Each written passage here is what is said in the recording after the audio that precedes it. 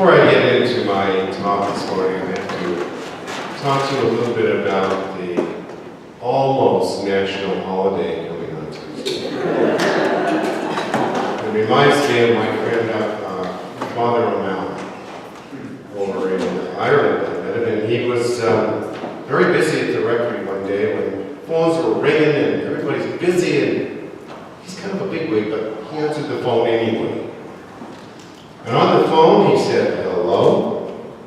And this gentleman on the other end said, "Is this Father O'Malley?" And he said, "I am." And the caller said, "Well, I am from the Inner Revenue Service, and I'm a tax collector for income taxes.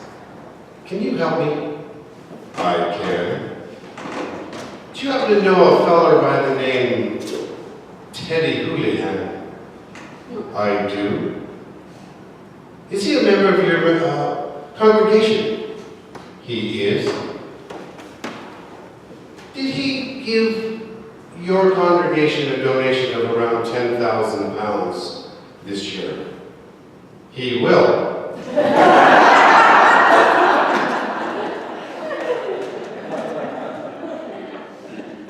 This morning we talk about, my talk is about fearlessly loving and living. That is, fearlessly loving, then fearlessly living. One of our deepest needs is to lovingly connect with others. Fearless loving and living is the epitome of connection. Yet it is also high on the list of endeavor, but often not so high in terms of attainment. Why is that? It seems ironic, considering that the desire to connect with others is one, if not the most important, primary human need. And you know what? That same desire to connect with the divine source within each one of us is also sometimes very difficult. So I ask you, do you have a fearlessly loving relationship with yourself? Or might you have some sort of defensive mechanism that is called upon whenever something uncomfortable becomes part of your life? Fear may be the culprit. Do you have a fearlessly loving relationship with your God within? Or do you have a suit of armor that keeps you from a deeply satisfying relationship with your divine source? Fear may be the culprit. It is also disturbing in my mind that the first casualty of fear is love. So let's have a deeper look at loving and living fearlessly, and in doing so, let us iron out the irony. Fearlessly focus on the truth of love, the love that is applicable to our daily lives, as well as that in the spiritual realm, knowing that we can experience both. On many occasions, my first thought about doing something challenging is fear. From within my mind, I feel like I really need a lot of preparation in order to even begin the endeavor. For example, stretching before exercise. That always hurts me. How about the necessary research I need to do before I do a proposal to a company for my business? I need to do the upfront work. What do football players do before the game? Yeah. They throw on very expensive, equipment, shoulder pads, and all these things to prevent them from potential injury, in hopes that any kind of injury or hurt will elude them. How about soccer players, especially the young ones, with the knee pads, and I suggest anyway they put a helmet on there, something on their head when the ball bounces. I don't like that idea. What about hockey players? Seriously. can you really hurt one of those guys? I don't know. The point is that each one of those is an outer protection to allow them to fearlessly perform their sport. They're out there just giving it all they can with the illusion that that material will protect them. Same is true about the office worker and bus driver, carpenters and electricians. We all have one thing in common. We naturally avoid injury and suffering. So our primary goal as humans is to love and connect. Or let me say it another way. Our primary endeavor as human beings is to love and not suffer. So it stands to reason that we pay attention to what we are protecting ourselves from. To love and live feverishly, we must be aware and choose wisely the protection mechanisms that we create in our own lives. That is protection against fear. Shirley MacLaine says, "Fear makes strangers of people who would be friends." And Ernest Holmes says on love, "Love is at the center of man's being in the calm, continuous pulsations of life. These are governed by the power of love." You know, for Ernest Holmes to say that, he doesn't say a lot in his writings about love. I really like that statement. Love is at the center of man's being in the calm, continuous pulsations of life. These are governed by the power of love. Let me tell you a little story about connection with my grandson. Last Saturday evening, I gave his parents, a few hours off and said, "Yeah, I'll take care of the little one." And I realized that I was reminded that a little over 7 months old is not a lot of time for a little child to formulate fear that I could recognize. We had so much fun. What a special little guy, you know what I mean? Crawled around on the floor, we rolled little balls with little bells in them and had so much fun. He gummed crackers. He doesn't have teeth yet. Sprung in his chair with a huge smile, followed the cats in and out of bookshelves like it was his own jungle gym.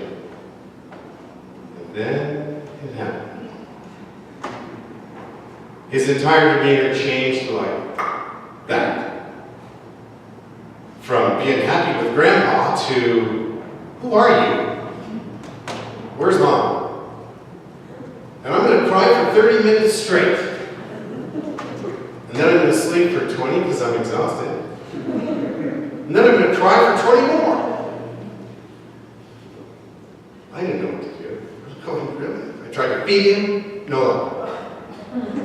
So in the nick of time, here comes Mom and Dad. But you know, during that time, my conclusion was that when all things were good in his life, all things were good in his world.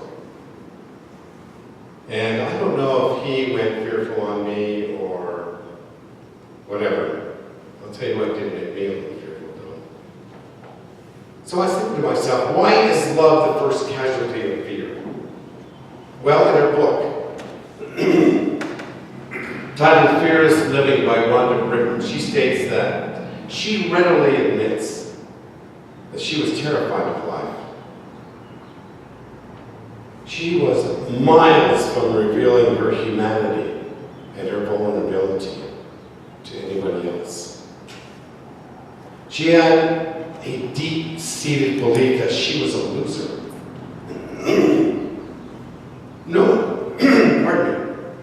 No one would ever love her. She was not even worthy of love. She describes love as messy.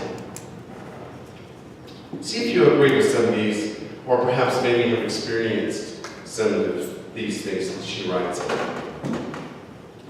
Love is rarely what we think it should be, and rarely what we would like it to be when we are in love.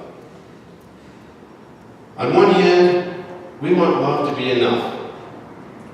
Yet on the other hand, we are rarely satisfied with the love we have. We become silent when we desperately want to connect. We jump into love relationships too fast when we know we should slow down. We act cool when we're uncomfortable. We wake up in the middle of the night and hug the person we love, yet we don't touch them at all during the day. We shout in anger as we pray for patience and love and peace. We put on an act, and then we worry. Why won't we be loved for who we really are? We reach out, emotionally shut down, cry, run, we don't. So when we doubt, what happens? Fear and love have a big battle. But you know what? We cannot live without love, can we? We just cannot live without love. So what is it about loving fearlessly that creates fear? Well, the obvious thing that comes to my mind is, of course, rejection and feeling of being alone and all those things that don't necessarily work. All those what ifs. There's kind of an odd story about a gardener who was afraid his plants will not grow correctly when he plants seeds in the soil. So he uses what he learned, and that is to yell. So he yells at his plant. You grow correctly or else. That didn't really work very well now, did it? Sometimes I remember doing that to my kids, thinking that would work. That didn't work either. The gardener eventually realized that he must carefully and gently take loving care to promote the growth within his plants and get a healthy growth, right? Well, spiritual growth is no different. We must carefully, gently, and lovingly take care of our spiritual growth. I have found this quote by Julian Baines has been very true in my life, and that is, the more you learn, the less you fear. I can tell you right off the bat. The more I learn about my spiritual growth and belief, the less I fear. To fearlessly to embrace the love of God, that love that God has for us and through us, we must first be aware of that love, and secondly, we embody it. In the first book of John, Chapter 4, he states, there is no fear in love, but perfect love drives out fear, because fear has to do with punishment. The one who fears is not made perfect in love. We love because God loved us first. God is love. To me, that is a very comforting scripture because it lets me know right here in my heart or in your hearts that before you place anything in front of love or any condition on love, you must first realize that you are loved unconditionally. With that awareness, you can melt any discord about God's love for you. Then you can embody it.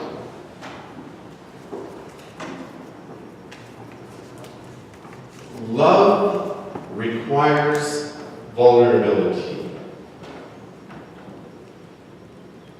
In the first part of last week, I found myself in what could best be described as a big bag of bad karma. I felt overwhelmed. I felt beat up. I felt like the entire world was against me and I was holding up everything. And I just couldn't quite get a grip. And I didn't really feel like inviting anybody to my pity party. I didn't think anybody would show up anyway. So I figured I'd just take care of it by myself. And then I had an opportunity to have a session with a practitioner. This individual asked me to describe my feelings about my circumstance. Not about what my circumstance was, but the feelings that I had, the principles behind those feelings. And do you know what I discovered? That I was full of angst, I was full of fear about a lot of issues in my life. And then came along the prayer treatment. And do you know what happened in that prayer treatment? I was told exactly what I was. Just like what each of you are. I was told that I was a divine expression of God. Nothing more, nothing less. Any principled desire for good that I had in my mind was available to me. The cloud in which I had placed over my attitude with any and all negative description could be neutralized and dissipated by way of faith and truth and prayer. And that God lives within me. And I'm just telling you that I was released of that fear and I felt 100% better like that. So, let me put a plug in here for prayer. If you get yourself caught up in a ball of bad karma like I just described, know this, that conditions and circumstances in your life are temporal, right? They're temporary, they don't last a long time. A lot of times that's true. Next, use prayer. And if needs be, use a practitioner. Because it just helps you alleviate the uncomfortable circumstance in your life. And you don't need to do what I was trying to do and handle it all by myself. It didn't work well for me. Love is spiritual essence. You know, Eric Butterworth is well known for his classic book, Spiritual Economics, but he was also known for another work. He says this: man is essentially a spiritual being. The world is essentially a spiritual world. And the underlying controlling force is spiritual essence. When we really fall in love with this spiritual essence, or establish our spiritual unity with it, we recognize that the good in the world and that all people are innately good people. That's a comforting thought, isn't it? We will see with a single eye that the goodness in all people, and we will draw that goodness from them. You know what happens? That happens to me in this church, in this community, where you draw good from me, and I so much draw good from you. It's fabulous. Anyway, with that goodness in mind, I'd like to take a look at some of the things that Rhonda Britton mentions in her book. Know your perception of love. What does that mean? It means that if you know about your negative thoughts about love, or how things make you feel less than worthy perhaps, or that what happens when you have those feelings, what do you do or don't do? Like history, she says, if you don't know your perception of love, you may be repeating it over and over. more than a feeling, she says. It is equal parts of emotion, commitment, actions, and intellect, including attitude, energy. And attitude, energy, she says, and I totally believe this, the core of that is our spiritual foundation, which is why we are here. When we love fearlessly, our feelings, in all their depth and passion, without letting them control us, we can live that way. Know your needs and boundaries. That's a good idea. Sometimes I love you becomes, could be abusive. Could be something we don't necessarily believe anymore. Be aware of that. Recognize what love is to you. Make that decision and respect yourself for that. Of course, this is the last one I really like. Love is a risk. What have you been doing, perhaps, to avoid love in your life? She recommends inventing a way to experience those risks and take responsibility for the results. Love is humor. I remind myself about Jack. Now, when Jack proposed to Mary, after she accepted, he asked another question. Tell me, Mary, have you ever loved before?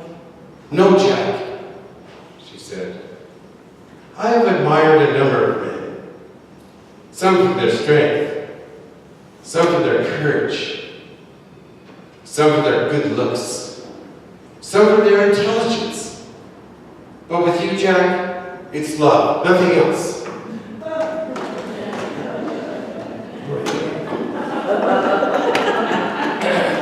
Loving fearlessly is having a deep conviction about the true nature of your spiritual being, embodying that and sharing it with those around you, especially those that are close to you. Know that when self-doubt creeps in, confusion about love decisions pop up, and perhaps fear seems to be in control rather than love, do this. Find a quiet space and become still. Feel a sense of peace and comfort that replaces the fear and the tension. Pray for guidance and just be. If necessary, contact practitioners. Check the website, they're on there.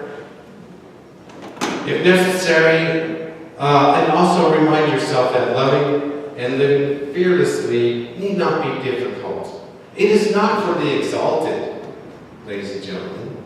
We are all exalted human beings by the nature of God within us. And know that the inner strength